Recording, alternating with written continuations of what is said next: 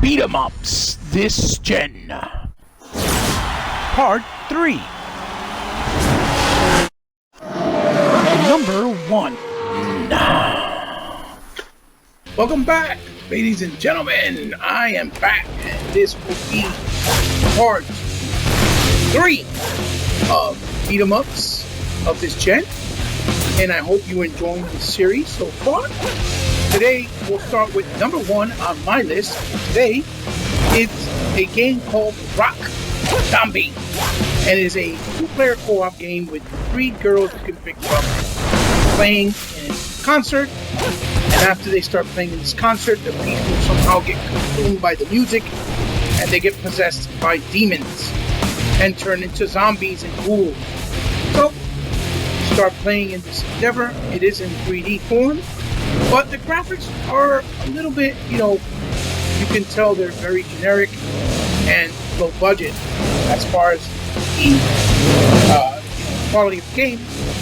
But the good thing is it is reasonably priced. It's $7.99. I actually bought it for $4 on sale because I was scared it wouldn't play well.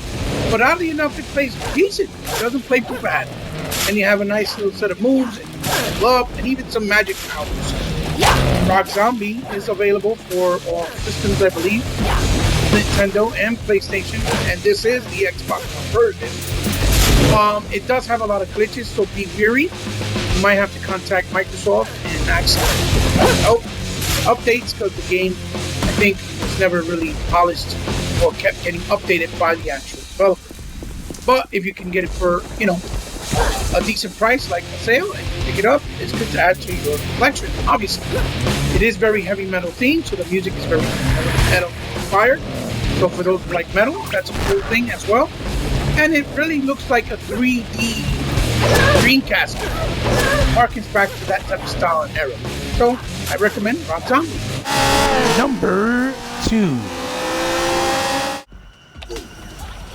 Coming in at my number 2, it's the brand new Mutant, Teenage Mutant Ninja Turtles Mutant in Manhattan. And this is the most underappreciated Ninja Turtle games, I feel, of all the Ninja Turtle games. This one was created by the renowned action developer, Platinum Games.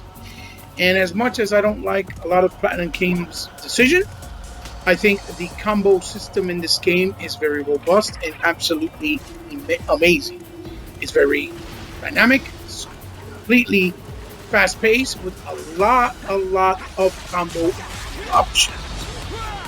The only problem is since they choose to do it a 4-player co-op online and locally, they had to make the levels where they look like smaller maps, and I think that bothered me because it made the graphics in the levels look very simple and not as much in style. Plus, they had to hold back on a lot of their cinematic prowess that they've done in the past with games like Vanquish, Bayonetta, and Bayonetta 2. And obviously Metal Gear Solid Vengeance, because those were more single-player experiences. This being co-op, it's a lot more harder to translate this co-op mode. This is available for PlayStation 4 and for the Xbox. I don't think it's on the Switch, but it's one of the best games if you actually put the time and dedication to learn the combat system. Boss battles are very cinematic because they're inside space, so they have that continuity and platinum feel. Very beautiful colors, graphics stylized just like an anime, mixed with the cartoon and the appeal and charm of the Ninja Turtles. I highly recommend it.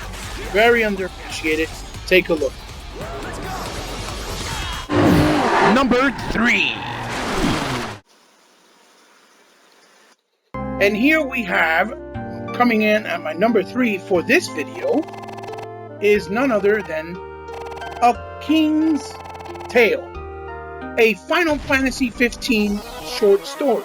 It's basically a little side story game created in a beat 'em up style where you actually play with some types of level ups as you go along. It's a very short little game that was added as an extra bonus when you bought the game.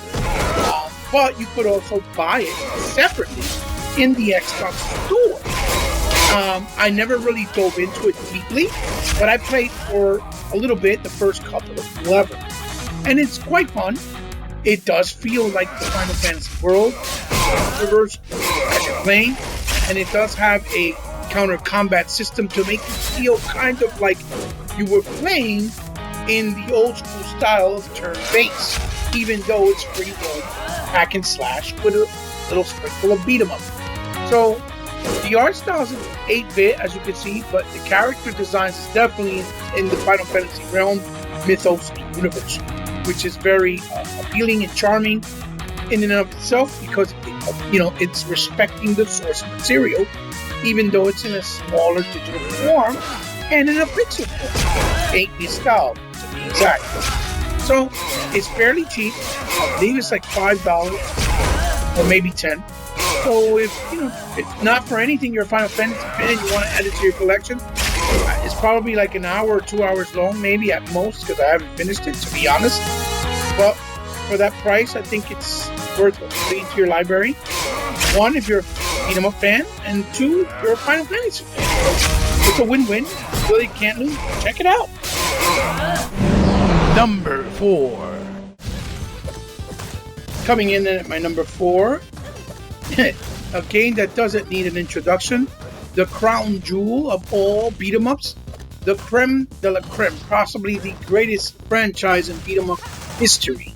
Streets of Rage 4, the long-awaited sequel, 27 years in the making, finally hits next generation consoles. And it is a pristine example of how great of an experience a simplified genre like a beat 'em up can actually be, with a deep combat system, a robust combat system, a really simplified but well played and well presented story to continue in the continuity of the other three for it. It is also a very masterfully crafted game as far as the artwork, the design, the aesthetics, and just familiarity with a lot of the characters that were from the past, reimagined, re-returned, redesigned, and very familiar to the eye and to the fans, long-time fans, to be exact as well. It is a great way to reintroduce an old franchise to a newer generation so that they can embrace it, and learn to appreciate it and the roots of where all this stuff really came from and started to cement and got as big and as well done and crafted as it has to this point. Streets of Rage 4 is a testament to how well a reimagination can really be done. And even though it's a smaller title, it deserves all the praises that it's gotten and the accolades. I myself was a doubter, but these guys, the Cube, made me a believer. Definitely worth owning. Pick it up. Number 5. And coming in at my number 5, and certainly not least, is one of the first next generation titles in the beat 'em up category that actually try to implement and utilize the power of next generation consoles. And don't get me wrong, this is an independent title. It's the name of the title is Zero with a ZH. It looks very, very Disney Pixar in graphical aesthetics and style. It actually reminds me of a side story of like The Incredibles from Disney. It almost could be like his brother and his family. And it's basically, there's a guy and a girl, Zero, and I forgot the girl's name. And you have some unlockable characters as well. It's level based, it's in the future, and it plays really, really well. It starts off kind of stiff, but as you go along and you unlock a plethora of combos and moves, it gets a lot more fluid and it makes more sense in the combat mechanics and the way that it's played. It's a lot of fun. It's addictive, which I was fairly surprised. And graphically, it looks really pretty. It would have been nice to see a 4K, some type of 4K enhancement, and maybe with some HDR because it has some really good colors. But being that it's small, I don't think it sold very well. So I don't think they took the money and effort to put it in to do those enhancements because of cost efficiency, obviously. I do believe this is available on the Nintendo Switch and PlayStation 4 as well.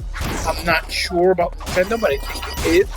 And they also added a very nice additional DLC that was a Asian chick and takes place in feudal Japan, which is also very cool. And it's very affordable and low price. So for those of you who haven't seen it, even though it was launch type, go check it out, pick it up.